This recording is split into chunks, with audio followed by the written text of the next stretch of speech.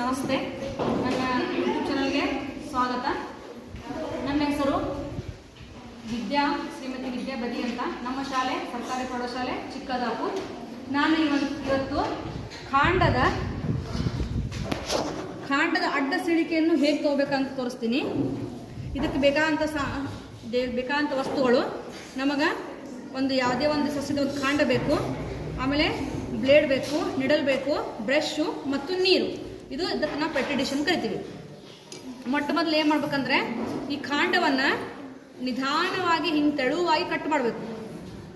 ಎಷ್ಟು ಸಾಧ್ಯ ಆಗುತ್ತಷ್ಟು ತೆಳುವಾಗಿ ಕಟ್ ಮಾಡಬೇಕು. ಕಟ್ ಮಾಡಿದ ನಂತರ ಕಟ್ ಮಾಡಿದಂತಹ ಒಂದು ಸೆಕ್ಷನನ್ನು ನಾವೇನು ಮಾಡಬೇಕು, ಈ ಸ್ಲೈಡ್ ಮೇಲೆ ಹಾಕ್ಕೋಬೇಕು. ಇಲ್ಲಿ ನೋಡ್ರಿ, ಈ ಸ್ಲೈಡ್ ಮೇಲೆ ಎಲ್ಲರೂ ಕಾಣ್ತಿದೆಯಾ?